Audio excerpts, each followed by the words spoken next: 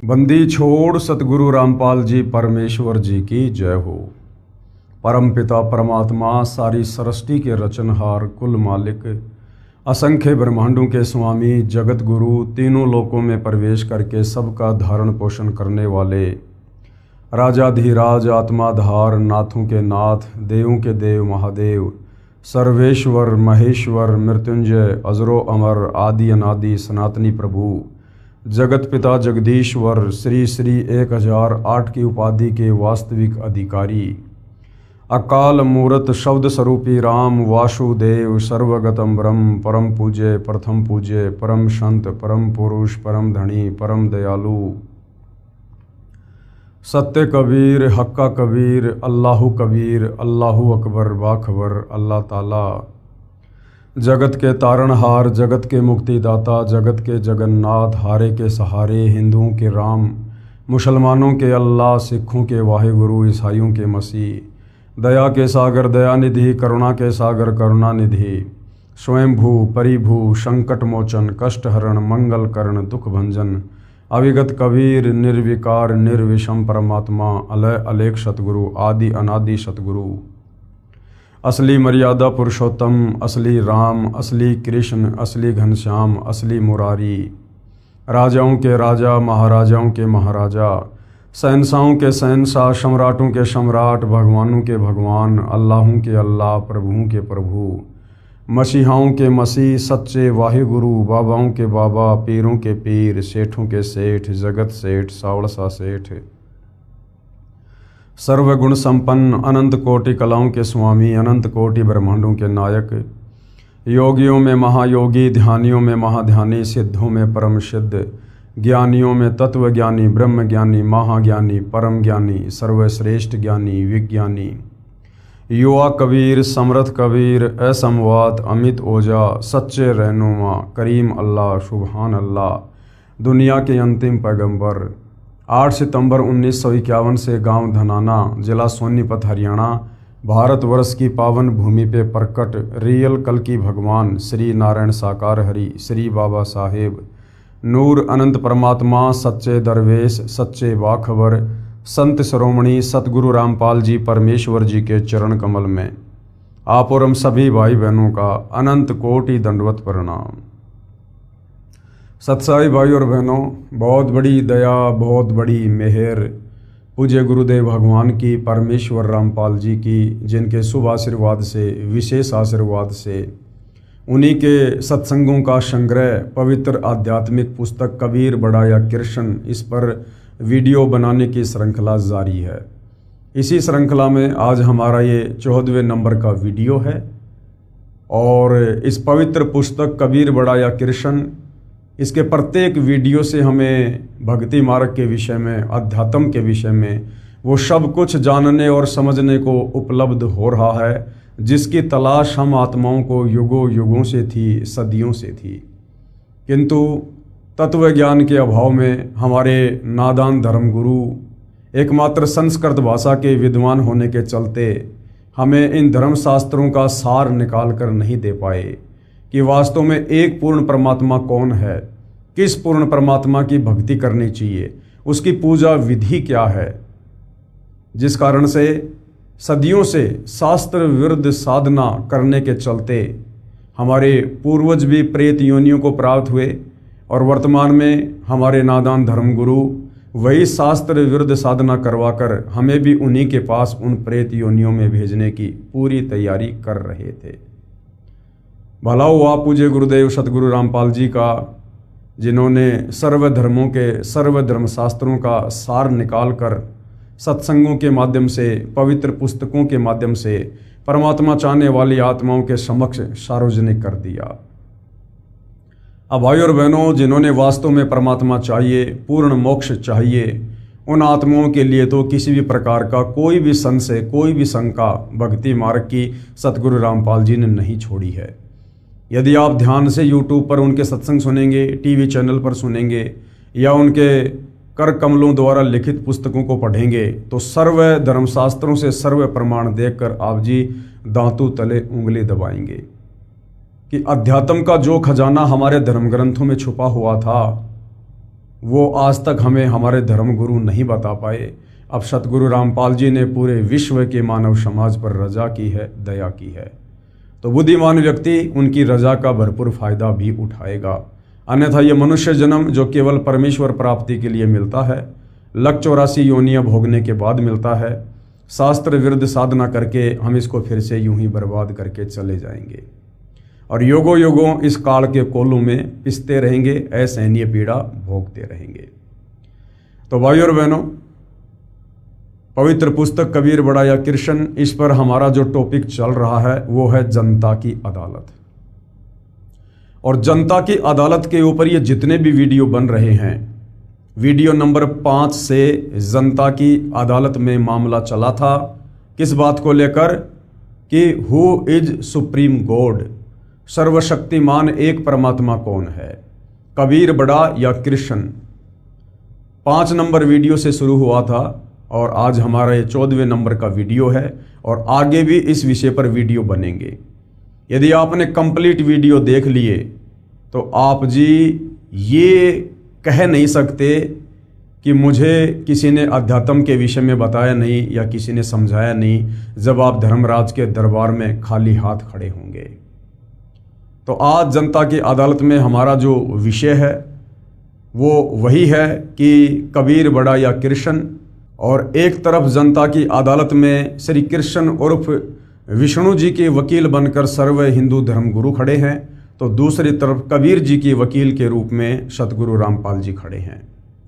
और जनता जो जो सवाल अध्यात्म के विषय में करती जा रही है, सतगुरु रामपाल जी उनकी प्रत्येक शंका का समाधान, उनके प्रत्येक सवाल का जवाब शास्त्र प्रमाणित तरीके से पेश कर रहे हैं। अभी तक जनता की बहुत सारी शंकाओं का समाधान हो चुका है। आगे जनता की अदालत में जनता ने कुछ और प्रश्न सतगुरु रामपाल जी के समक्ष अध्यात्म को जानने के विषय में प्रस्तुत किए हैं और किस प्रकार से सतगुरु रामपाल जी उनका शास्त्र प्रमाणित जवाब दे रहे हैं। तो पवित्र पुस्तक कबीर बड़ा या कृष्ण, जनता का अगला सवाल है, क्या क्षर पुरुष यानी जो नाशवान है, जो जन्म और मरण में है, जिसको ब्रह्म भी कहते हैं, जिसको काल कहते हैं, जिसने गीता का ज्ञान श्री कृष्ण जी में प्रेतवत प्रवेश करके दिया था, ब्रह्मा विष्णु महेश का पिता, दुर्गा का पति, ये क्षर पुरुष ब्रह्म। तो जनता कह रही है, क्या क्षर पुरुष अर्थात ब्रह्म की पूजा भक्ति करनी चाहिए या नहीं? उत्तर दे रहे हैं कबीर जी के वकील सतगुरु रामपाल जी, यदि पूर्ण मोक्ष चाहते हो तो गीता अध्याय 15 श्लोक 4 में बताया है कि तत्व ज्ञान प्राप्ति के पश्चात परमेश्वर के उस परम पद की खोज करनी चाहिए जहां जाने के पश्चात साधक लौटकर फिर कभी संसार में जन्म नहीं लेता। यदि पूर्ण मोक्ष चाहते हो, यदि पूर्ण मोक्ष चाहते हो, पूर्ण मोक्ष क्या होता है? जहां जाने के बाद जन्म और मरण का चक्र सदा सदा के लिए समाप्त हो जाए, जहां जाने के बाद ये जीव आत्मा फिर कभी लौटकर इस काल के गंदे 21 ब्रह्मांड में आकर गधा कुत्ता सुअर ना बने, नरक ना भोगे, तपतशिला का कष्ट ना भोगे, जहां जाने के बाद इस आत्मा को किसी भी वस्तु का कोई अभाव ना हो, जहां जाने के बाद हमें 5 तत्व का नहीं बल्कि एक तत्व का नूरी शरीर प्राप्त हो, जिस शरीर में ना कोई रोग है, ना कोई शोक है, ना बुढ़ापा है, ना बीमारी है, ना कोई टेंशन है, उसको कहते हैं पूर्ण मोक्ष। यानी परम पद प्राप्त करने के बाद, सतलोक प्राप्त करने के बाद हम ये कह सकते हैं कि अब हम पूर्णतया मुक्त हैं। तो यदि पूर्ण मोक्ष चाहते हो तो गीता अध्याय 15 श्लोक 4 में बताया गया है क्या कि तत्व ज्ञान प्राप्ति के पश्चात। अब ये तत्व ज्ञान की प्राप्ति कैसे होगी? ये गीता अध्याय 4 श्लोक नंबर 34 में गीता ज्ञानदाता ब्रह्म ने बताया कि किसी तत्वदर्शी संत की खोज कर। वो तत्वदर्शी संत तुझे कंप्लीट वे ऑफ वर्शिप बताएगा, पूर्ण परमात्मा की भक्ति विधि बताएगा। गीता अध्याय 17 श्लोक 23 में जो 3 मंत्र हैं ओम तत्सत, उनका तुझे कंप्लीट भेद बताएगा और वही अधिकारी गुरु होगा दीक्षा देने का। उस तत्वदर्शी संत की खोज कर, फिर उसके बताए अनुसार भक्ति कर और आजीवन मर्यादा में रहेगा तो तेरा पूर्ण मोक्ष होगा। तो भाइयों और बहनों, ज्ञान होना कोई बड़ी बात नहीं है। ज्ञान होने के बाद यदि हमारा समाधान नहीं हुआ, यदि हमें वो मूल वस्तु प्राप्त नहीं हुई तो फिर हमारा ज्ञान लेना भी व्यर्थ हो जाता है। तो आज ज्ञान भी है और आज समाधान भी है। समाधान यानी आज वो तत्वदर्शी संत धरती पर साक्षात प्रकट है सतगुरु रामपाल जी के नाम से।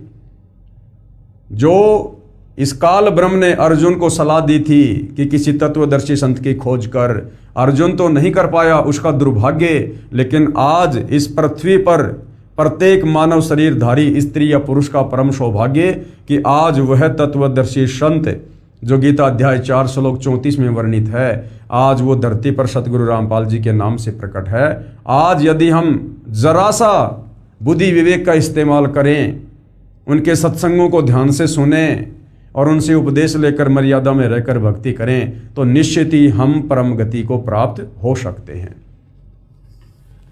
गीता अध्याय 15 श्लोक 4 में बताया है कि तत्व ज्ञान की प्राप्ति के पश्चात परमेश्वर के उस परम पद की खोज करनी चाहिए जहां जाने के बाद साधक यानी भगत लौटकर फिर कभी संसार में जन्म नहीं लेता, इस काल के गंदे संसार में जन्म नहीं लेता। तो क्षर पुरुष यानी जो ब्रह्म है, जो काल है, जो संसार रूपी वृक्ष की डार है, इसकी पूजा भक्ति नहीं करनी चाहिए, क्योंकि इस ब्रह्म की भक्ति से, ओम नाम की भक्ति से, इसके ब्रह्मलोक में जाने से हम पूर्णतया मुक्त नहीं हो पाएंगे। इसके ब्रह्मलोक में जाने के पश्चात भी हम जन्म और मरण में ही रहेंगे। और गीता अध्याय 7 श्लोक नंबर 18 में यह काल ब्रह्म गीता ज्ञानदाता खुद अपनी भक्ति को, अपनी परम गति को ये अनुत्तमाम कह रहा है, घटिया कह रहा है, अश्रेष्ठ कह रहा है, क्योंकि ब्रह्मलोक पर्यंत सर्वलोक पुनरावर्ती में है। इस ब्रह्म की प्राप्ति के बाद भी अपना पुण्य भोग कर हम वापस जन्म और मरण में आते हैं, लक 84 योनि में जाते हैं। तो ब्रह्म की भक्ति से, गीता ज्ञानदाता की भक्ति से, काल की भक्ति से जीव पूर्णतया मुक्त नहीं होता है। आगे जनता की अदालत में जनता ने सवाल किया है, प्रश्न नंबर 19। पूर्व में यानी पहले जितने भी ऋषि महर्षि हुए हैं वे सब ब्रह्म की पूजा करते और करवाते थे। ओम नाम को सबसे बड़ा तथा उत्तम मंत्र जाप करने का बताते थे। क्या वे अज्ञानी थे? यदि ब्रह्म की भक्ति उत्तम नहीं है तो गीता में कोई इसका प्रमाण बताओ। तो प्रमाण बताने के लिए ही जनता की अदालत में कबीर जी की तरफ से उनके वकील स्वयं कबीर जी सतगुरु रामपाल जी के रूप में उपस्थित हैं। तो जनता क्या सवाल कर रही है कि भाई आज से पहले सतयुग में, त्रेता युग में, द्वापर में, हजारों साल पहले बड़े बड़े साधु संत महात्मा ऋषि जिनके नाम की आज तक महिमा गाई जाती है, जो घर बार छोड़कर जंगलों में चले जाते थे, तप करते थे, ओम नाम की साधना करते थे, अपने शरीर का भी ध्यान नहीं रखते थे, क्या वो पागल थे? वो मूर्ख थे जो इस प्रकार की साधना किया करते थे? और लोगों से भी वो वही साधना करवाया करते थे। और आप कह रहे हो कि ब्रह्म साधना से मुक्ति नहीं है, परम गति नहीं है। तो हमारे शास्त्रों में इसका कोई प्रमाण हो, गीता में कोई प्रमाण हो कि वास्तव में ब्रह्म साधना घटिया है और ब्रह्म साधना से मुक्ति नहीं है, तो हम माने। तो कबीर जी के वकील सतगुरु रामपाल जी जनता की अदालत में क्या बता रहे हैं? उत्तर पूर्व में बताया गया है कि यथार्थ अध्यात्म ज्ञान स्वयं परमेश्वर यानी परम अक्षर ब्रह्म कबीर देव धरती पर सशरीर प्रकट होकर ठीक ठीक बताता है। यानी वो कबीर परमात्मा खुद ही सतलोक से चलकर धरती पर आप और हमारी तरह एक मनुष्य शरीर धारण करके, परंतु उनका शरीर आप और हमारी तरह 5 तत्व से बना नहीं होता, हाड़ मांस का नहीं होता है, दिखाई ऐसा ही देता है, परंतु उनका नूरी शरीर होता है, उनका शब्द स्वरूपी शरीर होता है।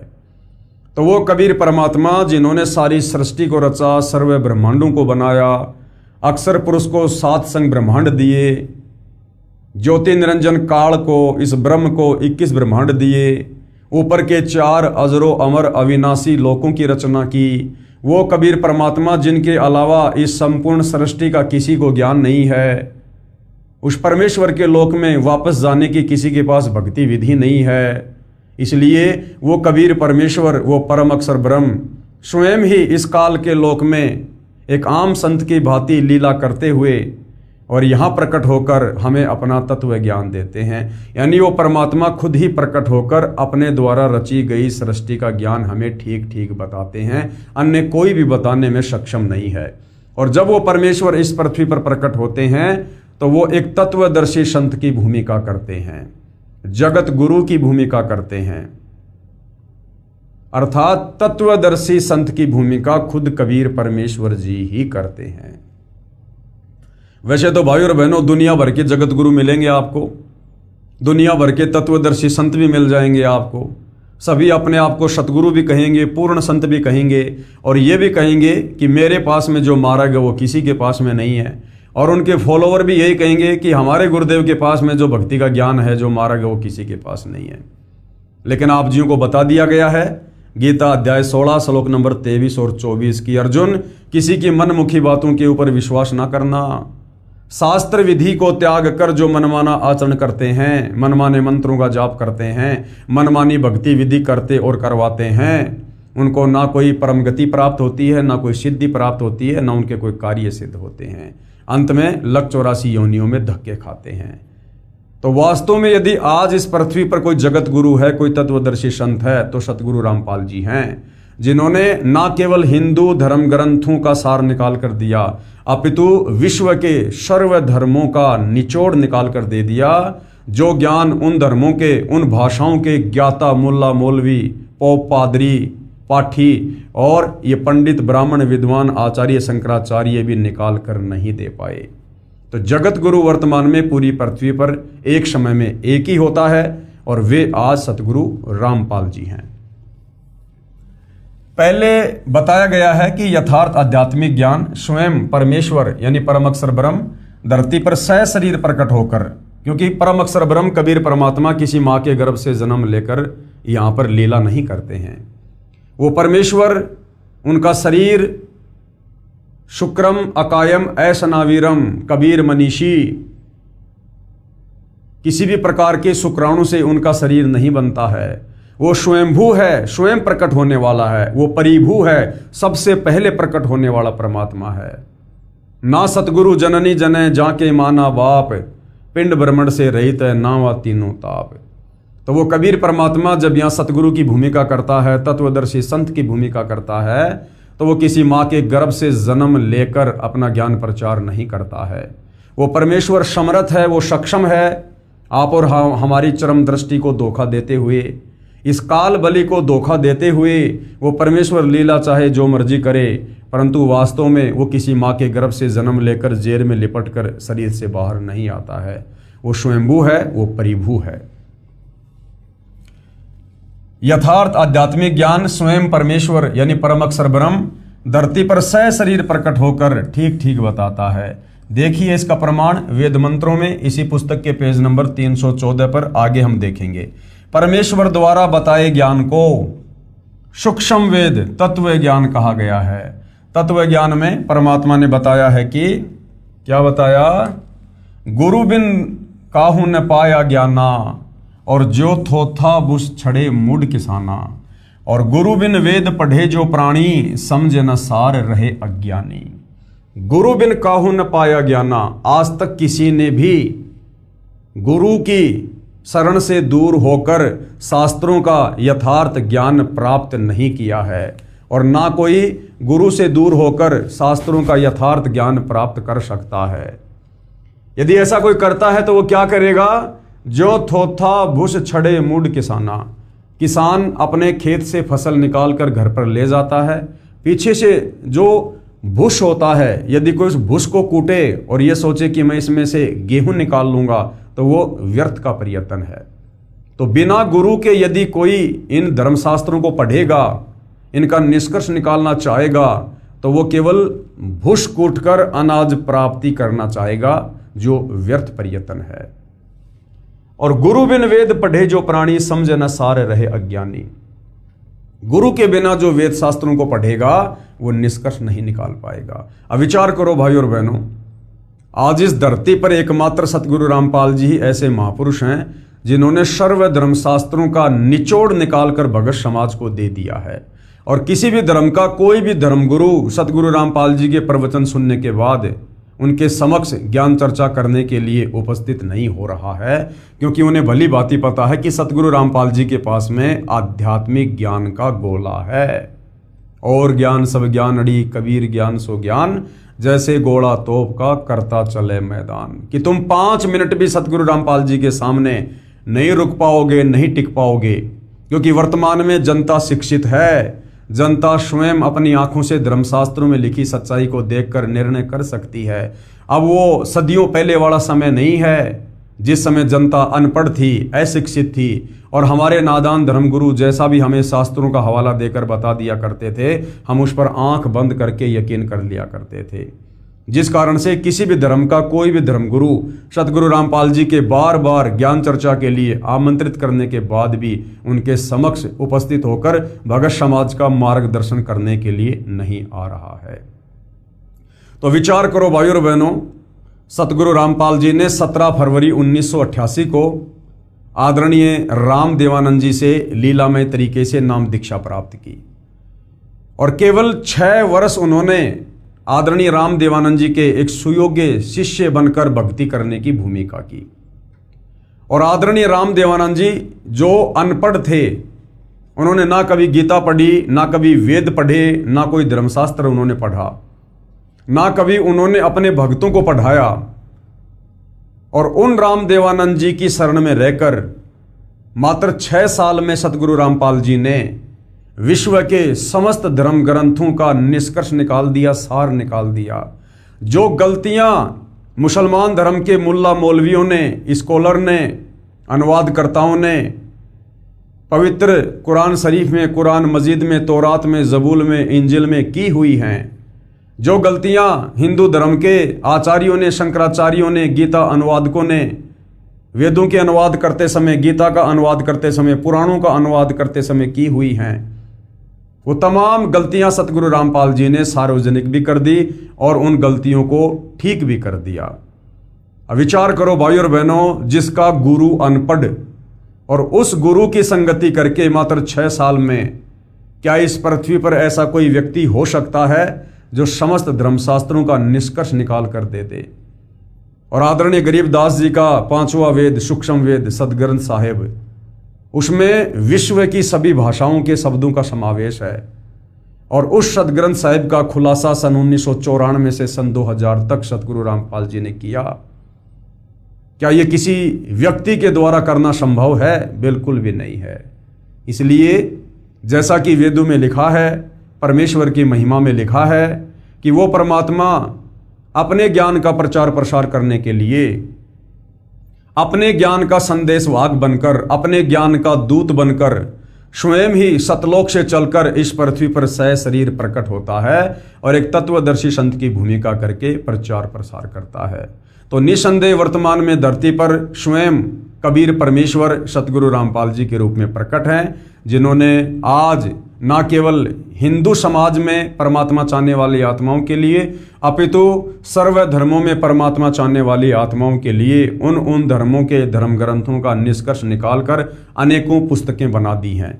इस पुस्तक के अलावा आप जी एक पुस्तक है हिंदू साहिबान नहीं समझे गीता वेद पुराण, आप इसको पढ़ सकते हैं, ये प्रमाणित पुस्तक है। मुसलमान नहीं समझे ज्ञान कुरान, आप इस पुस्तक को पढ़ सकते हैं। ये मुसलमान धर्म की पवित्र 4 उन कतेबों के ज्ञान से प्रमाणित है। इसके साथ ही सिख धर्म के गुरु ग्रंथ साहिब का और ईसाइयों की बाइबल का सतगुरु रामपाल जी ने सार निकाल कर दे रखा है। तो ये किसी व्यक्ति विशेष की या किसी इंसान विशेष की बस की बात नहीं है। सतगुरु रामपाल जी स्वयं परम ब्रह्म हैं, ये साक्षात कबीर परमेश्वर हैं, जो आप और हमारे आत्म कल्याण के लिए धरती पर प्रकट हैं। और हमने इनके सत्संगों को ध्यान से सुनकर, इनके ज्ञान को समझकर, इनसे उपदेश प्राप्त करके आजीवन मर्यादा में रहकर भक्ति करके अपनी आत्मा का कल्याण करवाना चाहिए। तो गुरु बिन काहू न पाया ज्ञाना, जो थोथा बू छड़े मूड किसाना, गुरु बिन वेद पढ़े जो प्राणी, और समझे न सार रहे अज्ञानी। जिन महर्षियों व महर्षियों को सतगुरु नहीं मिला, उनकी ये दशा थी कि वेद पढ़ते थे परंतु वेदों का सार नहीं समझ सके। सर्वप्रथम 21 ब्रह्मांड में वेद सागर मंथन के दौरान इस ब्रह्म ने काल ने श्री ब्रह्मा जी को दिए। ब्रह्मा जी ने 4 वेदों को पढ़ा, परंतु ब्रह्मा जी भी 4 वेदों का सार आज तक नहीं समझ पा रहे। आज तक ना श्री विष्णु जी समझ पा रहे, ना श्री शंकर जी समझ पा रहे। तो सोचिए भाइयों और बहनों, फिर नीचे 21 ब्रह्मांड में, तीनों लोकों में और कौन प्राणी है जो इन वेदों को पढ़कर इनका निष्कर्ष निकाल सकता है। और सतगुरु रामपाल जी ने निष्कर्ष निकालकर सार्वजनिक भी कर दिया है। तो सतगुरु रामपाल जी कोई सामान्य व्यक्ति या संत नहीं, ये साक्षात परम ब्रह्म परमेश्वर हैं। जिन महर्षियों व ऋषियों को सतगुरु नहीं मिला, उनकी ये दशा थी कि वेद पढ़ते थे परंतु वेदों का सार नहीं समझ सके।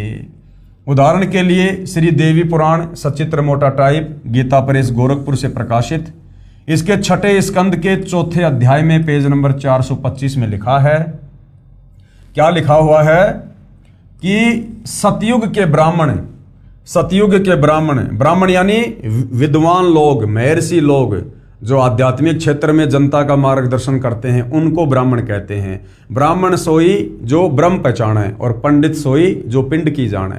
ये जो जातिगत हिसाब से ब्राह्मण और पंडित हैं, यहाँ पर इन लोगों की बात नहीं हो रही है। ये वर्तमान के ब्राह्मण पंडित, कोई अपना नौकरी करता है, कोई अपना व्यापार करता है, कोई बिजनेस करता है, ये लोग आध्यात्मिक रूप से किसी का मार्गदर्शन नहीं करते हैं। इसलिए शास्त्र में जहाँ जहाँ भी पंडित और ये ब्राह्मण शब्द है, ये उन लोगों के लिए है जो आध्यात्मिक क्षेत्र में गुरु बनकर लोगों का मार्गदर्शन करते हैं। तो कहा गया है कि सतयुग के ब्राह्मण यानी महर्षि वेद के पूर्ण विद्वान होते थे और श्री देवी दुर्गा की पूजा करते थे, देवी का मंदिर गांव-गांव बनवाते थे। जबकि चारों वेदों में पवित्र गीता जी में श्री देवी दुर्गा की पूजा करने का कोई विधान नहीं है, ना देवी का मंदिर बनाकर पूजा करने का कोई विधान है। फिर ये हमारे नादान धर्म गुरु आचार्य, ये महर्षि जन, ये ऋषि जन, ये वेदों के विपरीत साधना भगत समाज से करवा रहे थे।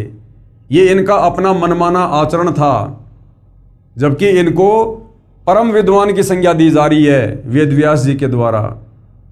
जबकि ये देवी दुर्गा की पूजा करते थे और करवाते थे, अर्थात शास्त्र विधि को त्याग के मनमाना आचरण ये हमारे महर्षि जन, ये विद्वान लोग, ये ब्राह्मण लोग, ये सतयुग से करते आ रहे हैं, सतयुग से।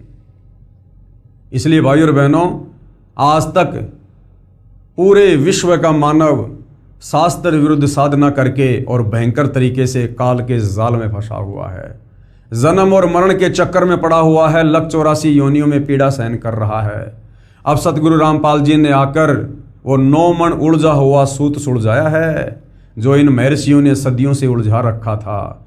9 मन सूत उलझिया ऋषि रहे झकमार, और सतगुरु ऐसा सुलझा दे फिर उलझे न दूजी बार। तो जो आध्यात्मिक ज्ञान इन महर्षियों ने पूरी तरह से उलझा रखा था, अपनी मनमुखी थ्योरी समाज में पेश करके और शास्त्रों का हवाला देकर कि हम जो भी कुछ बता रहे हैं, जो भी कुछ भक्ति कर रहे हैं, ये शास्त्रों में लिखा है। अब सतगुरु रामपाल जी ने आकर इसको सुलझाया है और अब ये इस कलयुग में दोबारा से उलझने वाला नहीं है, भले कोई भक्ति करियो या ना करियो। कि सतयुग के ब्राह्मण यानी महर्षि वेद के पूर्ण विद्वान होते थे और श्री देवी दुर्गा की पूजा करते थे, देवी का मंदिर गांव-गांव बनवाते थे। विचार किया जाए, वेदों में तथा गीता में कहीं नहीं लिखा है कि श्री देवी दुर्गा जी की पूजा करो और उसके मंदिर बनवाओ। ऋषिजन पढ़ते थे वेद और कर्म सब वेद विरुद्ध करते थे, तो क्या खाक विद्वान थे। पेश है इसका प्रमाण श्रीमद् देवी भागवत यानी देवी पुराण के स्कंद 6 से संबंधित प्रकरण की फोटोकॉपी। ये देखिएगा भाइयों और बहनों, ये श्री देवी पुराण है यानी श्रीमद् देवी महापुराण है, ये मद् देवी भागवत, इसका 6वां स्कंद है। जन्मेजय ने पूछा, महाभाग किस युग में कैसा धर्म का स्वरूप है, इस संपूर्ण विषय को विशेष रूप से बताने की कृपा करें।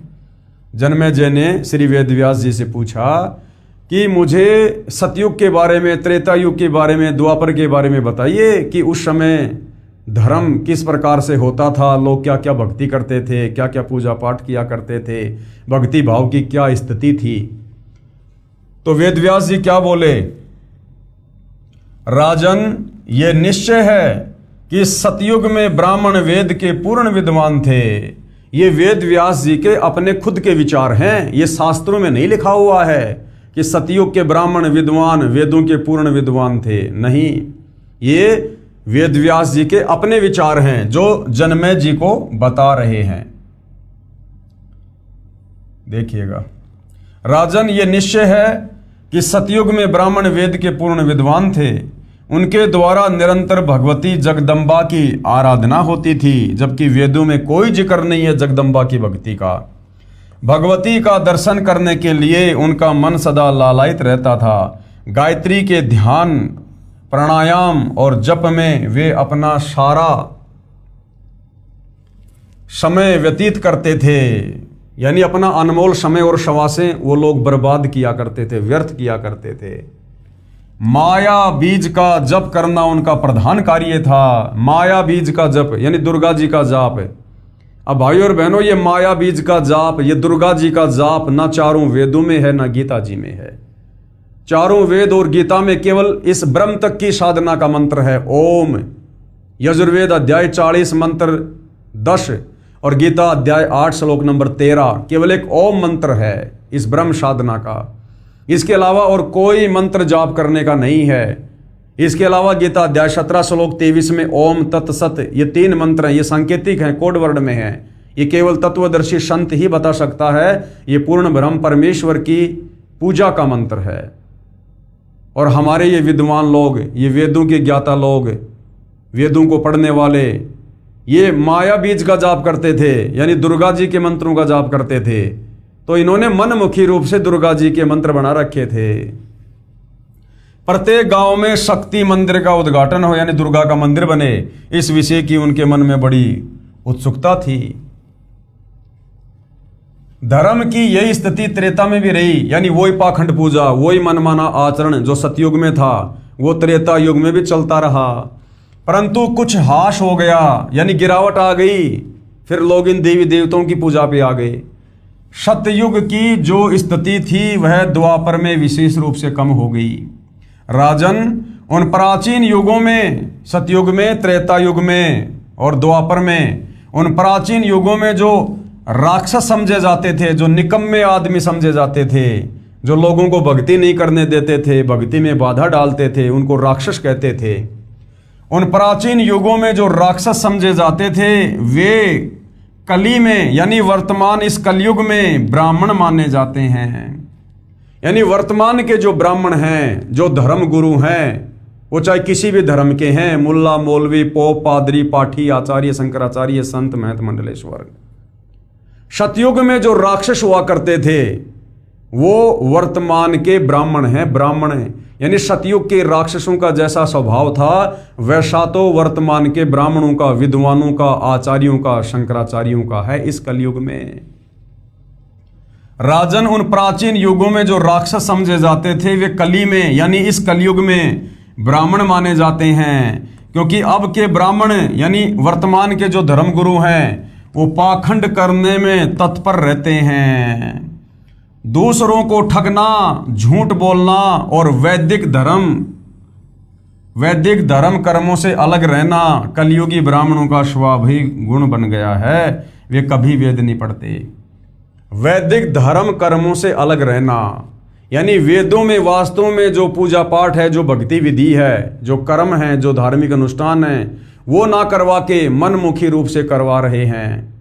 और उन प्राचीन युगों में, सतयुग में, त्रेता युग में, द्वापर में जो राक्षस समझे जाते थे वो तो वर्तमान के धर्मगुरु हैं, वर्तमान के धर्मगुरु।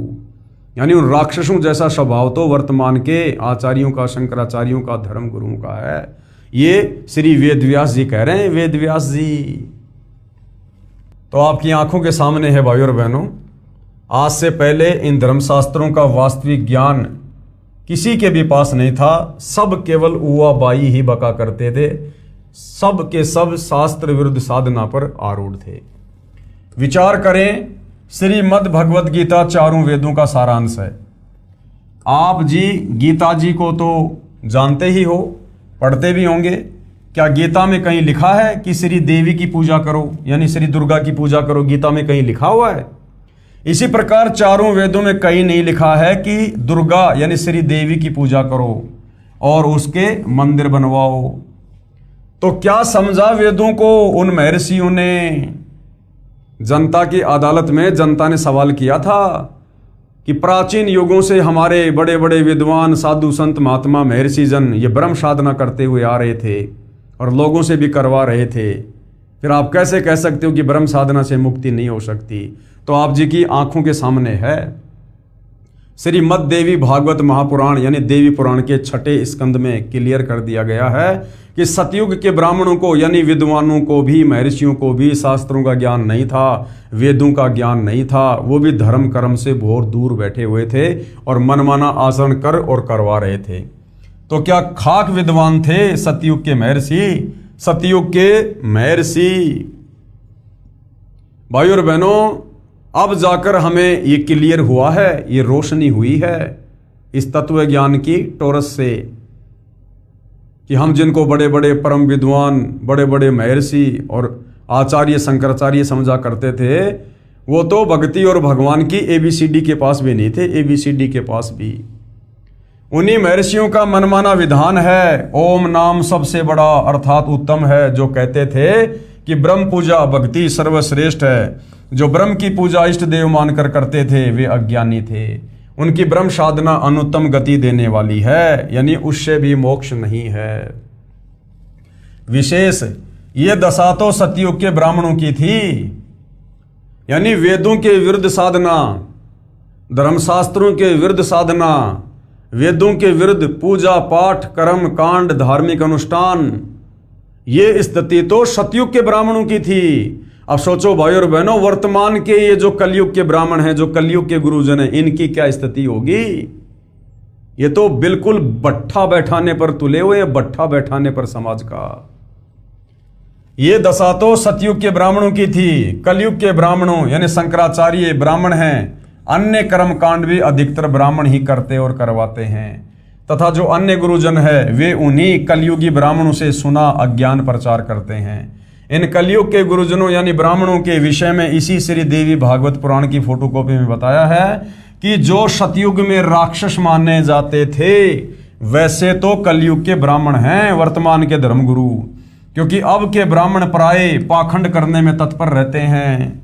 दूसरों को ठगना, झूठ बोलना और वैदिक धर्म कर्म से अलग रहना कलयुगी ब्राह्मणों यानी धर्म गुरुओं का स्वाभाविक गुण बन गया है। और वर्तमान में आप जी देख भी रहे हो, सतगुरु रामपाल जी के अलावा सारे के सारे वेदों के विरुद्ध, गीता के विरुद्ध, पुराणों के विरुद्ध ही साधना कर और करवा रहे हैं। गीता जी में प्रमाण है। श्रीमद् देवी भागवत अध्याय 7 श्लोक 12 से 15 में तो बताया है कि जो तीनों गुणों यानी रजगुण ब्रह्मा, सतगुण विष्णु तथा तमगुण शंकर की पूजा करने वाले, राक्षस स्वभाव को धारण किए हुए मनुष्यों में नीच दूषित कर्म करने वाले मूर्ख मुझे भी नहीं बसते। और एकमात्र सतगुरु रामपाल जी को छोड़कर वर्तमान में विशेषकर हिंदू समाज में जितने भी आचार्य शंकराचार्य और धर्मगुरु कथावाचक हैं, ये श्री ब्रह्मा विष्णु महेश की ही पूजा करते हैं और करवाते हैं। बल्कि उससे भी नीचे राधे राधे श्याम मिला दे, उससे भी नीचे भैरव भूत की पूजा करवा रहे हैं।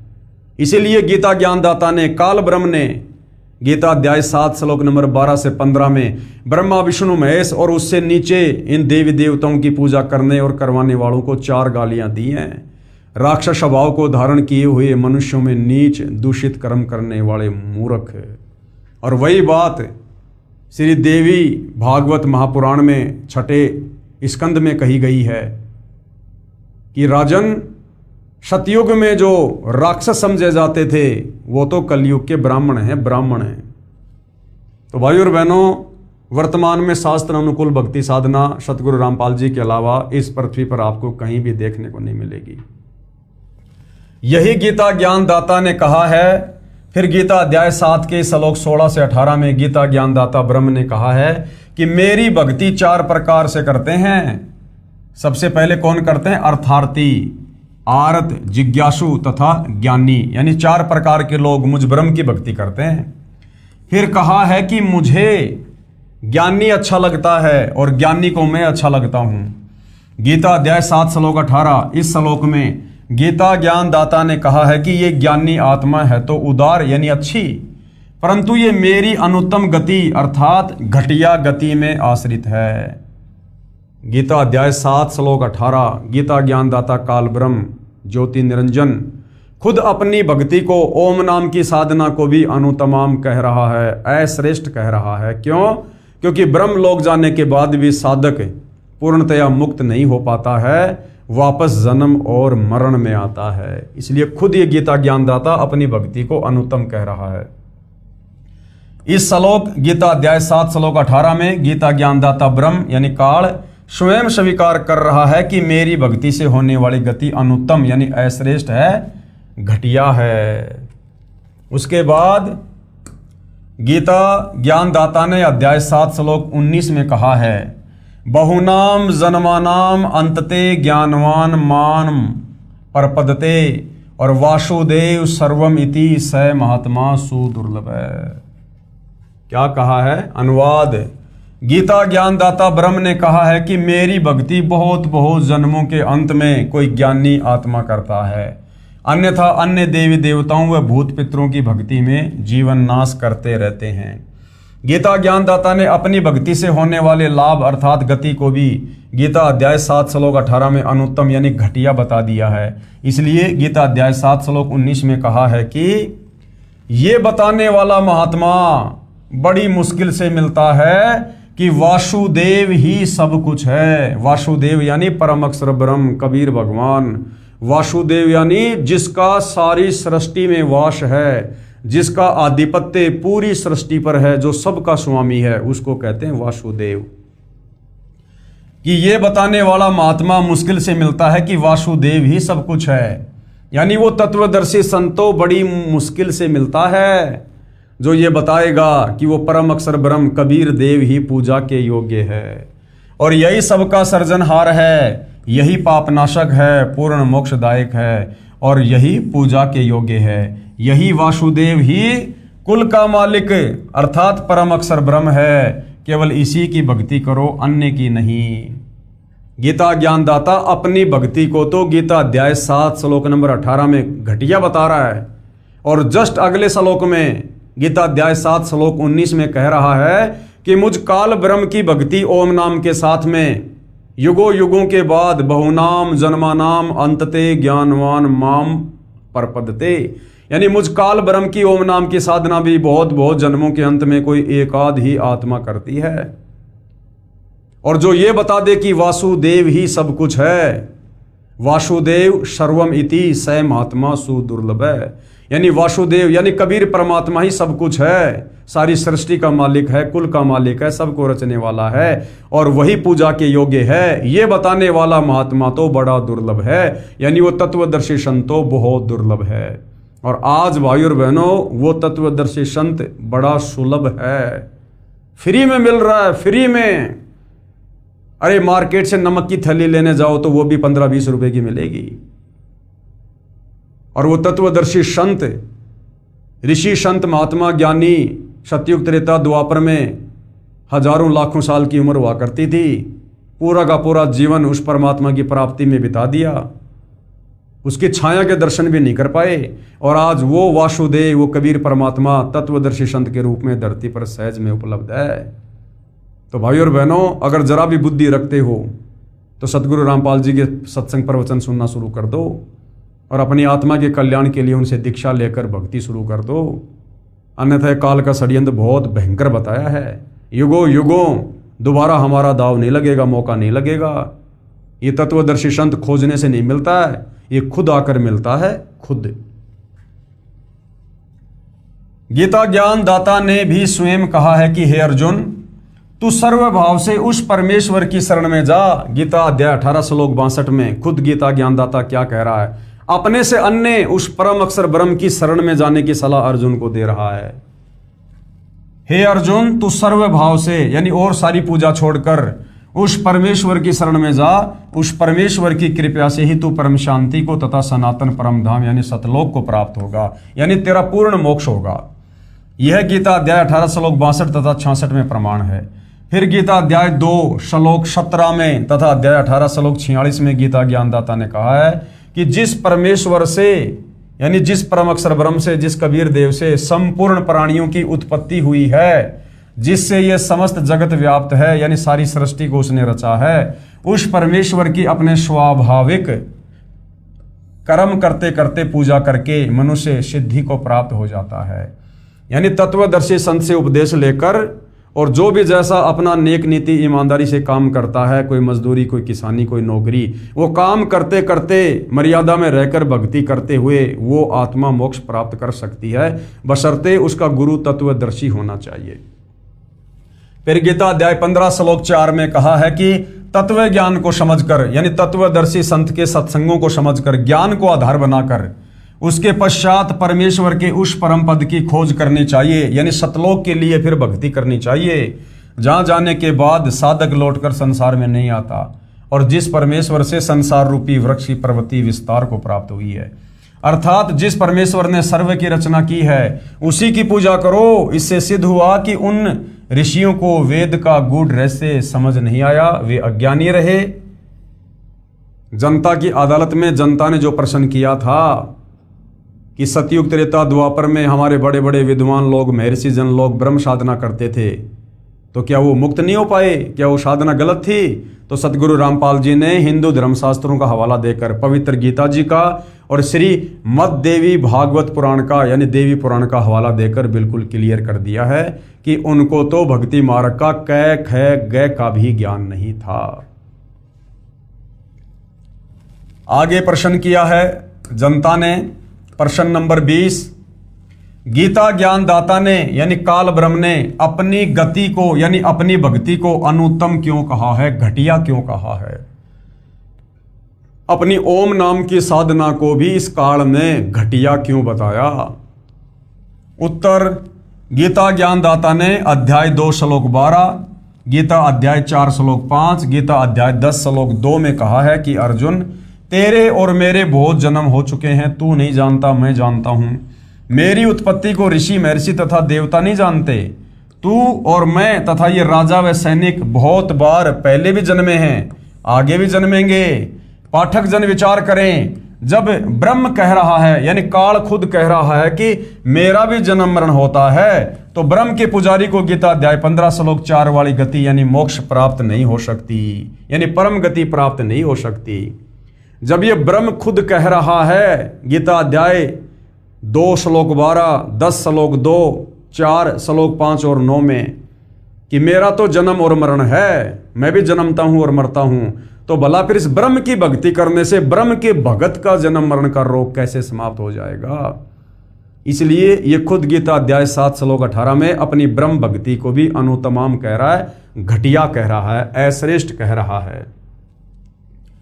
जिसमें जन्म मरण सदा के लिए समाप्त हो जाता है, साधक कभी लौटकर संसार में नहीं आता, यानी जन्म मरण सदा के लिए समाप्त हो जाता है उस परम अक्षर ब्रह्म की साधना से। जब तक जन्म मरण है तब तक परम शांति नहीं हो सकती। इस काल के लोक में जन्म मरण अटल विधान है, तो जहां जन्म मरण है वहां पर परम शांति नहीं हो सकती। उसके लिए गीता ज्ञानदाता ने अपनी भक्ति से होने वाली गति को अनुत्तम घटिया कहा है।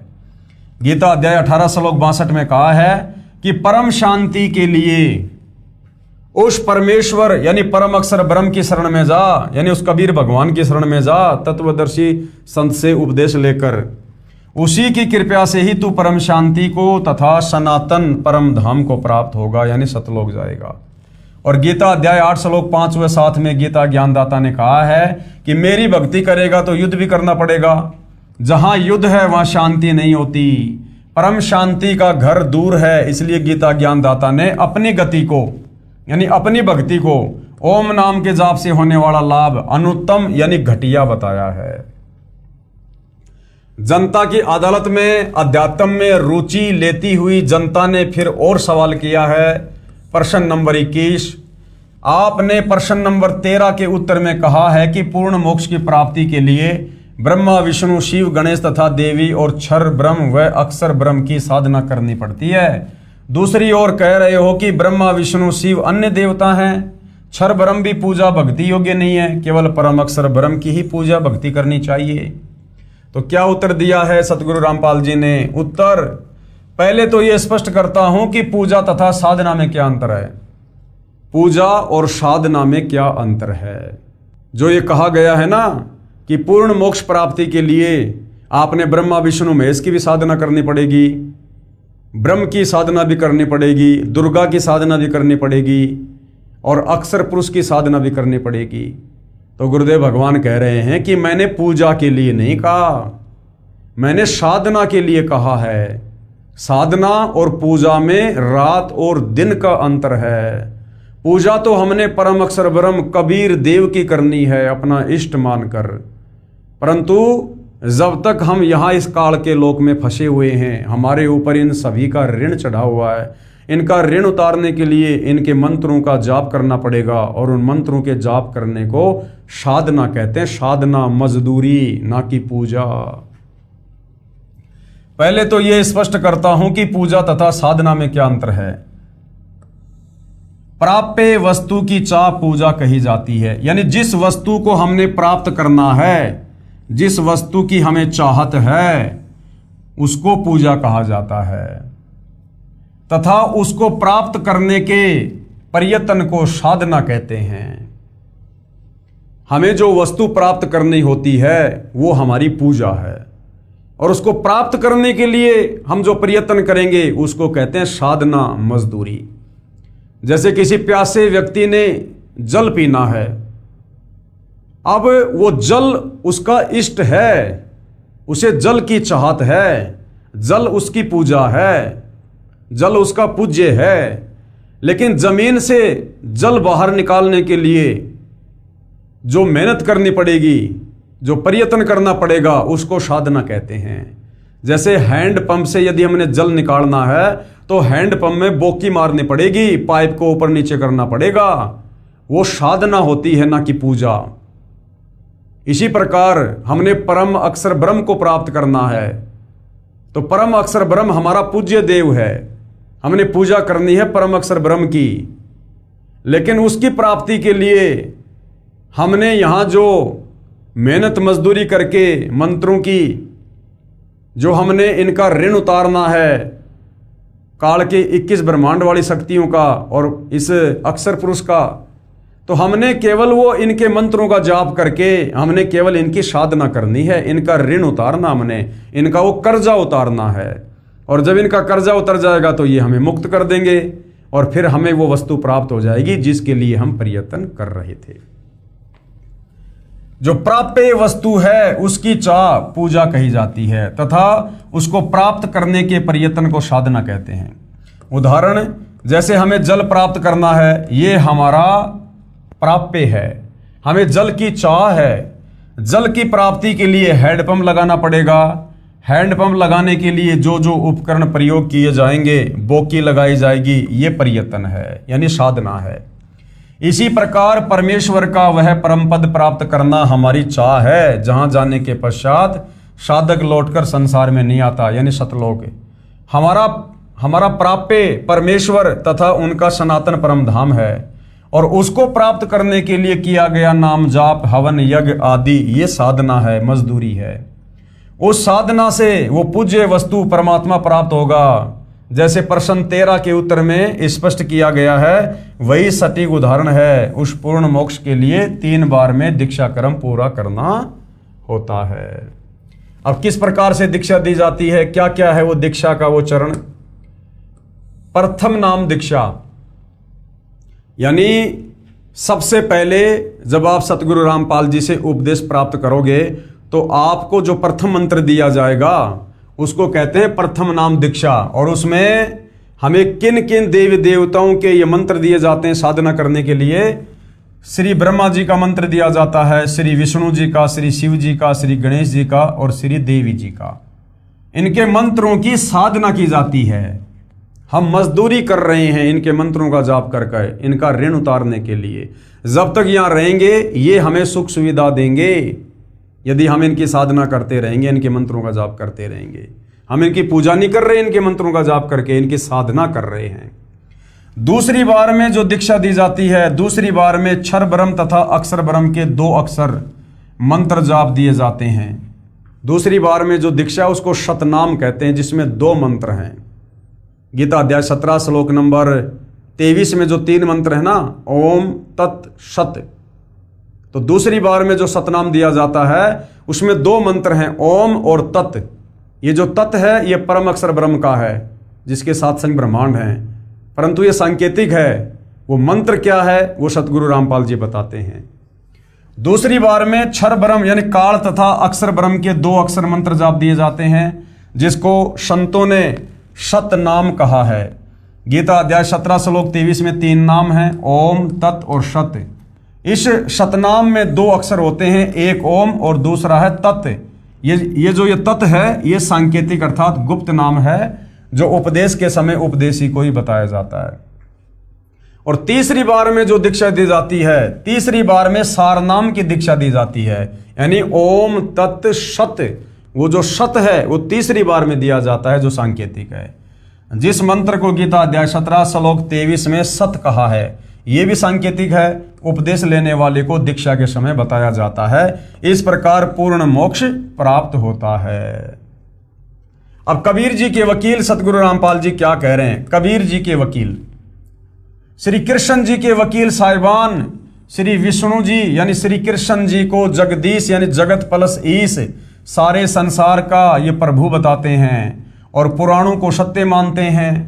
पेश है अदालत में सबूत श्री शिव महापुराण से, जो गीता प्रेस गोरखपुर से प्रकाशित है, कि श्री विष्णु जी, श्री ब्रह्मा जी तथा श्री शिव जी ईश नहीं है, यानी ये भगवान नहीं है, ये जगदीश नहीं है। इनका जन्म और मृत्यु होता है, इनका पिता काल ब्रह्म है।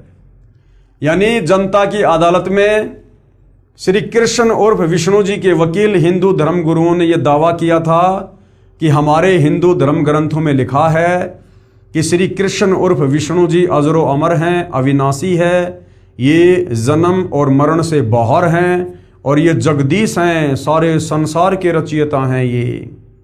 तो सतगुरु रामपाल जी कह रहे हैं कि अब आपको हिंदू धर्म ग्रंथों से दिखाते हैं कि ब्रह्मा विष्णु महेश जगदीश नहीं है, ये ईश यानी भगवान नहीं है।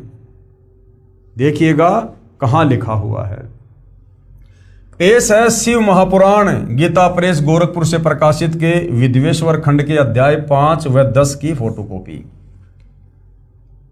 संक्षिप्त शिव पुराण, ये वही प्रकरण है भाइयों बहनों जो पहले हम पढ़ चुके हैं कि एक बार श्री ब्रह्मा और श्री विष्णु जी का युद्ध हो गया। और युद्ध किस बात को लेकर? श्री ब्रह्मा जी एक बार श्री विष्णु जी के पास गए, तो विष्णु जी ने श्री ब्रह्मा जी का कोई विशेष आदर सत्कार नहीं किया, बैठे बैठे कह दिया आओ बैठो। ब्रह्मा जी इस बात से बुरा मान गए और ब्रह्मा जी ने कहा कि हे बेटा, मैं तेरा स्वामी हूं, मैं तेरा बाप हूं, मैं सारे संसार का सृजनहार हूं, और मेरे को देखकर तूने मुंह टेढ़ा क्यों कर लिया? तूने मेरा आदर सत्कार क्यों नहीं किया? तो उधर से विष्णु जी बोले कि नहीं नहीं नहीं बेटा, मैं तेरा बाप हूं, मैं तेरा स्वामी हूं, तू अपने आप को कैसे चोरों की तरह संसार का मालिक कह रहा है? तू मेरे नाभि कमल से उत्पन्न हुआ है। अब इस बात को लेकर कि मैं भगवान, श्री ब्रह्मा और श्री विष्णु में आपस में भयंकर युद्ध छिड़ गया, मरने मारने को तैयार हो गए।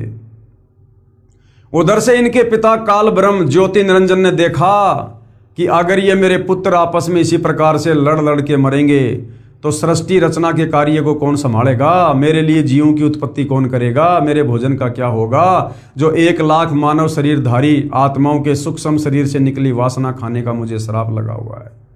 तो इनका युद्ध रुकवाने के लिए इनका पिता काल ब्रह्म, वो गीता ज्ञानदाता क्षर पुरुष, इन दोनों के बीच में एक तेजोमय स्तंभ खड़ा कर देता है।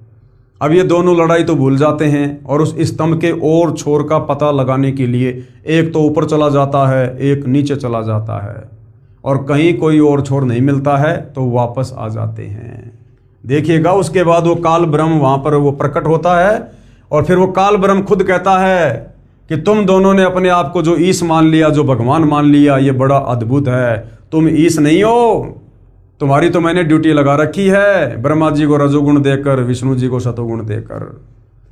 तो देखिएगा श्री शिव महापुराण से विद्वेश्वर संहिता, ये देखिएगा। ब्रह्मा और विष्णु ने पूछा, हे प्रभु, सृष्टि आदि 5 इन कृत्यों के लक्षण क्या हैं? ये हम दोनों को बताइए। भगवान शिव बोले। अब भगवान शिव कौन? वहां पर ये काल ब्रह्म आ गया शंकर जी का रूप बनाकर। मेरे कर्तव्यों को समझना अत्यंत गहन है, तथापि मैं कृपा पूर्वक तुम्हें उनके विषय में बता रहा हूँ। ब्रह्मा और अच्युत, सृष्टि, पालन, संहार, तिरोभाव और अनुग्रह, ये 5 ही मेरे जगत संबंधी कार्य हैं जो नित्य सिद्ध हैं। संसार की रचना का जो आरंभ है उसी को सर्ग या सृष्टि कहते हैं। पुत्रो, शिव रूप में वो काल ब्रह्म क्या कह रहा है वहां प्रकट होकर ब्रह्मा और विष्णु को कि पुत्रो, यानी ये ब्रह्मा विष्णु महेश इस काल के पुत्र हैं। पुत्रो, तुम दोनों ने तपस्या करके प्रसन्न हुए मुझ परमेश्वर से सृष्टि और स्थिति नामक 2 ये कृत्य प्राप्त किए हैं। यानी ब्रह्मा जी को रजोगुण मिला है और विष्णु जी को शतोगुण। रजोगुण से ब्रह्मा जी जीवों की संतान उत्पत्ति करवाता है और विष्णु जी आपस में मोह ममता में बांध के रखता है। तो ये शिव रूप में काल कह रहा है कि ये दोनों के दोनों जो कार्य हैं ना, ये मैंने तुम्हारे को दिए हैं, ये दोनों तुम्हें बहुत प्रिय हैं। इसी प्रकार मेरी विभूति स्वरूप रुद्र यानी शंकर और महेश्वर में 2 अन्य उत्तम जो कृत्य, संहार और तिरोभाव मुझसे प्राप्त किए हैं। और शंकर जी में जो तमोगुण है वो भी काल कह रहा है कि मैंने दिया है, परंतु अनुग्रह नामक जो कृत्य है दूसरा कोई नहीं पा सकता। रुद्र और महेश्वर अपने कर्म को भूले नहीं, इसलिए मैंने उनके लिए अपनी समानता प्रदान की।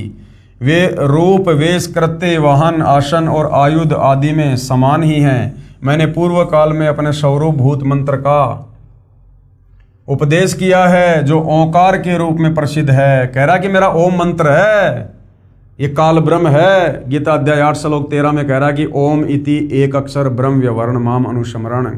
तो यहाँ पर ये क्या कह रहा है, जो ओंकार यानी ओम नाम, ओम रूप में प्रसिद्ध है, वह महामंगलकारी मंत्र है। सबसे पहले मेरे मुख से ओंकार ओम प्रकट हुआ जो मेरे स्वरूप का बोध कराने वाला है। यानी ओम कहो चाहे काल कहो एक ही बात है। ओंकार वाचक है और मैं वाच्य हूँ, यानी ओंकार तो है मंत्र और मैं हूँ उस मंत्र की प्राप्ति वाला वो भगवान। ये मंत्र मेरा स्वरूप ही है। प्रतिदिन ओंकार का निरंतर सुमरण करने से मेरा ही सदा सुमरण होगा। यानी ओम नाम का जाप करने से काल ब्रह्म का सुमरण होगा। मेरे उत्तरवर्ती मुख से अकार का, पश्चिम मुख से उकार का, दक्षिण मुख से मकार का, पूर्ववर्ती मुख से बिंदु का तथा मध्यवर्ती मुख से नाद का प्रकट हुआ। इस प्रकार 5 अवयवों से युक्त ओंकार का विस्तार हुआ है। इन सभी अवयवों से एकीभूत होकर वह प्रणव ओम नामक एक अक्षर हो गया। यानी ओम नाम इस काल का है। पेश है और प्रमाण शिव महापुराण श्री वेंकटेश्वर प्रेस मुंबई से प्रकाशित, जिसमें संस्कृत यानी मूल पाठ भी लिखा है, साथ में हिंदी अनुवाद भी किया है कि विद्वेश्वर संहिता खंड के अध्याय 5 और 10 की फोटोकॉपी। ये हमने पहले भी पढ़ा था, अब फिर से हम इसको पढ़ेंगे, देखिएगा। हे योगेंद्र, मैं उस लिंगा विभर्विका लक्षण सुनना चाहता हूँ। नंदिकेश्वर बोले, हे वत्स सुनो, मैं तुम्हारी प्रीति से कहता हूँ।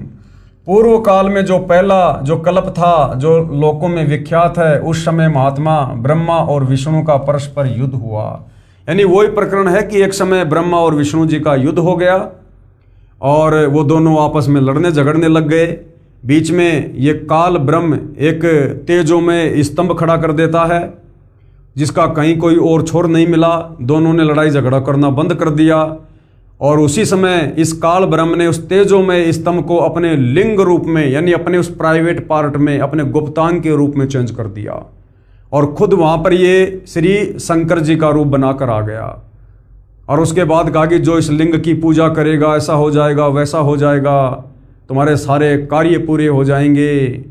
और तुम दोनों ने अपने आप को जो ईश मान लिया, क्योंकि दोनों ब्रह्मा विष्णु इसी बात को लेकर लड़ रहे थे, झगड़ रहे थे कि मैं तेरा बाप, मैं तेरा बाप, मैं जगत का पिता, मैं जगत का पिता।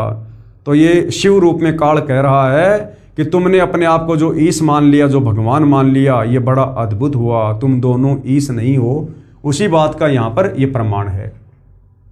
उस समय महात्मा ब्रह्मा और विष्णु का परस्पर युद्ध हुआ। अब इनको महात्मा कहा जा रहा है। अब भाई और बहनों, महात्माओं के लक्षण होते हैं क्या लड़ाई झगड़ा करना?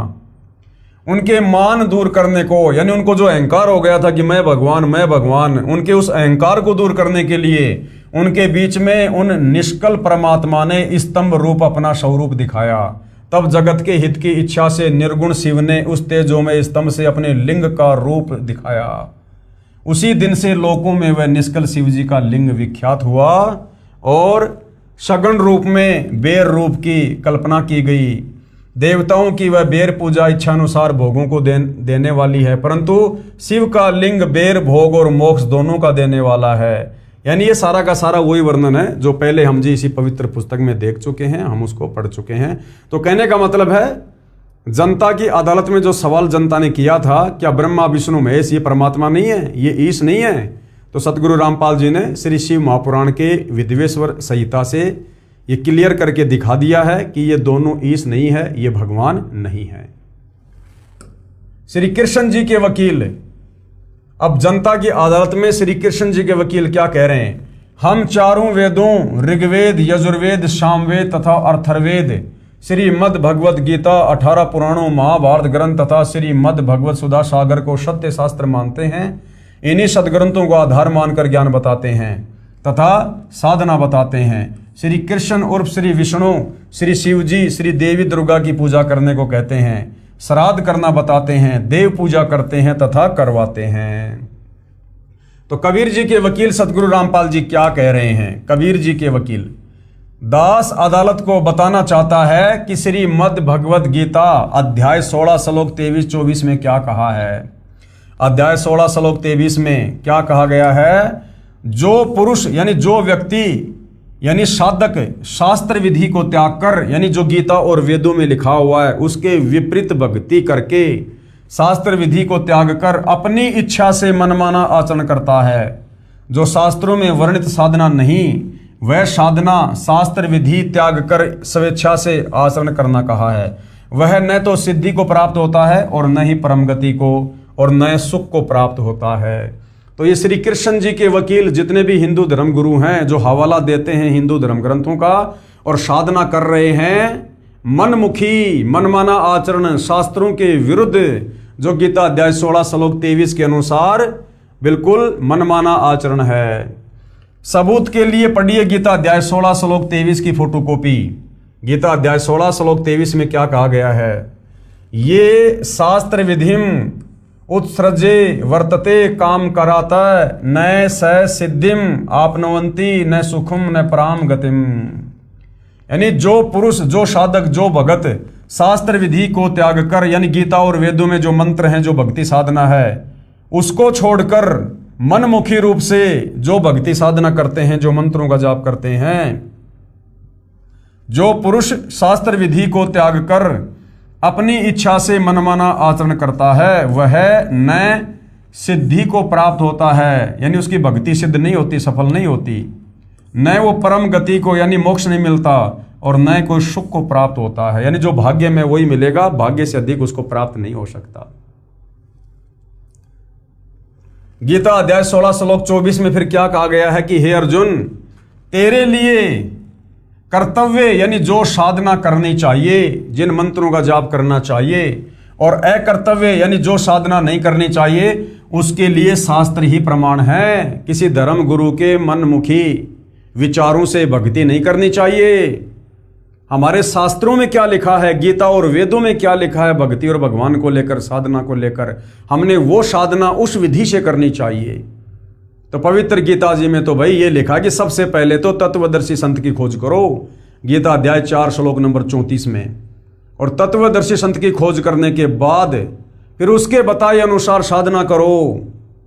फिर वो तुम्हें क्या मंत्र देगा? गीता अध्याय 17 श्लोक 23 में जो 3 मंत्र हैं, ओम तत्सत, वो तुम्हें 3 बार में उन तीनों मंत्रों की दीक्षा देगा। तुम्हें धार्मिक अनुष्ठान बताएगा, तुम्हें यह बताएगा कि तुम्हारा इष्ट कौन है, पूज्य देव कौन है, तुम्हें भक्ति की मर्यादा बताएगा, नियम बताएगा। तो उस तत्वदर्शी संत के बताए अनुसार भक्ति साधना करने से परम शांति मिलेगी, पूर्ण मुक्ति मिलेगी। अन्यथा यह मनमाना आचरण करने से कुछ नहीं होगा सिवाय काल का कष्ट भोगने के। ऐसा जानकर तू शास्त्र विधि से नियत कर्म कर, यानी शास्त्रों में जो नहीं लिखा है वो ना कर, जो शास्त्रों में वर्णित है वही साधना कर। पढ़िए प्रमाण के लिए गीता अध्याय 16 श्लोक 24 की फोटोकॉपी। ये देखिएगा भाई और बहनों, ये श्लोक आप जियों के सामने है। तस्मात् शास्त्रम प्रमाणम ते कार्य व्यस्तितो ज्ञात्वा शास्त्र विधि नोक्तम कर्म कर्तुम इह अहर्षि। इससे तेरे लिए इस कर्तव्य और अकर्तव्य की व्यवस्था में शास्त्र ही प्रमाण है। यानी कौन से भक्ति कर्म करने चाहिए और कौन से भक्ति कर्म नहीं करने चाहिए अर्जुन, इसके लिए शास्त्र ही प्रमाण है। किसी धर्म गुरु की मनमुखी बातों के हिसाब से भक्ति मत करना। ये जो राधे राधे श्याम मिला दे, हरे राम हरे कृष्णा, ओम नमः भागवते वासुदेवाय नमः और दुनिया भर के लाखों करोड़ों नाम जाप देते हैं, ये सब मनमुखी हैं। जो भक्ति की असली विधि है वो गीता जी में बताई गई है, जो अब सतगुरु रामपाल जी ने निकाल कर दे दी है। यानी कहने का मतलब है, वर्तमान में यदि किसी को काल के 21 ब्रह्मांड से, जन्म मरण के रोग से, लक 84 योनि की पीड़ाओं से बाहर निकलना है तो सतगुरु रामपाल जी की शरण में आकर उनको अपना गुरु बनाकर उनके बताए अनुसार साधना अंतिम श्वास तक मर्यादा में रहकर करने से ही पीछा छूटेगा। दूसरा कोई ऑप्शन, कोई तरीका नहीं है। गीता वेदों व पुराणों में भी पितर व भूत पूजा मोक्षदायक नहीं बताई। अब क्या कहा गया है, गीता, चारों वेदों और 18 पुराणों में ये जो पितर पूजा है, हमसे जो श्राद्ध निकलवाए जा रहे हैं, जो ये पितरों की पूजा करवाई जा रही है, भूत पूजा मोक्षदायक नहीं बताई है। पवित्र ग्रंथ गीता जो चारों वेदों का सार है और वर्तमान में जो भक्ति साधना हमारे धर्म गुरु हमसे करवा रहे हैं, 99% हिंदू समाज आज भी कर रहा है। शास्त्र विधि को त्याग कर मनमाना आचरण, ये सारी भक्ति पूजा साधना गीता जी में व्यर्थ बताई है, ये मनमाना आचरण बताया है। तो भाई और बहनों, गीता जी में कहाँ कहाँ लिखा हुआ है, और यदि गीता जी में इस प्रकार की भक्ति साधना को जो आज पूरा हिंदू समाज लगभग कर रहा है, यदि उसको व्यर्थ बताया, शास्त्रों के विरुद्ध बताया है, तो फिर शास्त्र अनुकूल साधना क्या है, ये भी हमें इस पवित्र पुस्तक कबीर बड़ा या कृष्ण के अगले एपिसोड में पता चलेगा, क्योंकि मामला चल रहा है जनता की अदालत में। और हिंदू समाज के ऊपर भाई और बहनों, सतगुरु रामपाल जी ने एक बहुत बड़ा महाउपकार किया है, क्योंकि जो चारों वेद हैं, ये चारों वेद भक्ति का मूल हैं, अध्यात्म का मूल हैं, जड़ हैं। और आपका सौभाग्य कि आपका जन्म हिंदू समाज में हुआ है। इस हिंदू धर्म में जन्म होने के कारण आप जी वेदों के समर्थक हैं, गीता जी के समर्थक हैं। भले आपने कभी वेद नहीं पढ़े, गीता नहीं पढ़ी, लेकिन जब इनका जिक्र आता है तो ऑटोमेटिक आत्मा इनको स्वीकार करती है। तो हिंदू धर्म में जन्म होने के कारण ये आपके लिए बहुत ही बड़ा ये प्लस पॉइंट है कि आप बहुत जल्दी भक्ति और भगवान को समझ सकते हो, आप भक्ति पर लग सकते हो, आप मोक्ष प्राप्त कर सकते हो। ये चारों वेद पूरे विश्व के मानव समाज के लिए हैं। ये वर्तमान में जो मुसलमान हैं, सिख हैं, ईसाई हैं, यहूदी हैं, जितने भी धर्म हैं, इन सब ने वेदों के अनुसार ही भक्ति साधना करनी चाहिए। और यदि मोक्ष प्राप्त करना है तो करनी होगी, क्योंकि ये वेद सतयुग में ब्रह्मा जी ने अपने वंशजों को दिए थे, मनु आदि को। और सतयुग, त्रेता और द्वापर युग तक कोई धर्म नहीं था, हम सब सनातनी थे, वैदिक साधना करते थे। अब आप और हम सभी इंसानों को आपस में बांट दिया गया इस काल के द्वारा, क्षर पुरुष के द्वारा, क्योंकि ये भक्ति युग है। इस समय परमात्मा ने धरती पर प्रकट होकर अपना ज्ञान प्रचार करना था, आत्माओं का मोक्ष करना था। ये ब्रह्म, ये काल इस बात से भली भांति परिचित है, क्योंकि परमात्मा और काल का एग्रीमेंट हुआ था। इसलिए इसने हम इंसानों को आपस में डिवाइड कर दिया, धर्मों में अलग अलग पुस्तकें बनवा दी, अलग अलग हमारी विचारधारा बना दी, हमारा खान पान अलग अलग कर दिया, हमारे शास्त्रों को डिफरेंट कर दिया, हमारी भक्ति पूजा साधना अलग अलग कर दी, हमें आपस में उलझा दिया अपने षड्यंत्र के तहत, ताकि जब वो तत्वदर्शी सन धरती पर आए, अपना ज्ञान दे, तो उसकी बात कोई भी ना माने। सब अपने अपनी साधना को, अपने अपने धर्म को, अपने अपने शास्त्रों को सर्वश्रेष्ठ मानकर उस पर आरूढ़ रहें। लेकिन भाई और बहनों, इस काल का ये जो सुदृढ़ जो ये किला है, ये ढहाने के लिए ही परमात्मा धरती पर तत्वदर्शी संत बनकर आते हैं। तो ये काल उनके आगे बालक है, बच्चा है, नादान है, अबोध है। और ये इतना सारा सब कुछ जो ज्ञान दिया जा रहा है, ये भाई और बहनों आप और हम जीवों की बुद्धि को विकसित करने के लिए दिया जा रहा है। अन्यथा परमेश्वर रामपाल जी के लिए किसी का भी मोक्ष करना कोई बड़ी बात नहीं है। तुम कर दो पल में पार हो जा रजा तेरी। वो परमात्मा 1 सेकंड में चाहे तो सर्व पृथ्वी के प्राणियों को सतलोक लेकर जा सकता है, परंतु उस परमेश्वर के कुछ नियम हैं, कुछ उसूल हैं, कुछ विधान है, जो इस काल के 21 ब्रह्मांड बनाकर परमेश्वर ने वो नियम बनाए हैं, तो परमेश्वर अपने द्वारा बनाए नियम नहीं तोड़ता है। इसलिए आप और हमें ज्ञान समझाकर लेकर जाना चाहता है। इसलिए सतगुरु रामपाल जी आज इतना प्रयास कर रहे हैं, इतना संघर्ष कर रहे हैं, और उनके संघर्ष की सफलता इसी में है कि हम उनके ज्ञान को समझकर उनकी शरण में आकर अपनी आत्मा का कल्याण करवाएं, क्योंकि मनुष्य जन्म केवल आत्मा के कल्याण के लिए मिलता है, और तत्वदर्शी संत हम आत्माओं के कल्याण के लिए ही आते हैं, प्रकट होते हैं। तो भाई और बहनों, जनता की अदालत में जो मामला चल रहा है, कबीर बड़ा या कृष्ण, इस मुद्दे पर हम अगले वीडियो में और विस्तार से जानकारी प्राप्त करेंगे, और इसी प्रकार से हम अपने धर्मशास्त्रों में लिखी सच्चाई से परिचित हो जाएंगे। हमारी आत्मा अंत में स्वीकार कर लेगी कि वर्तमान में हमें जो साधना हमारे नादान धर्मगुरुओं के द्वारा करवाई जा रही है, ये बिल्कुल व्यर्थ है, यूजलेस है, निरर्थक है, इसके कोई मायने नहीं है।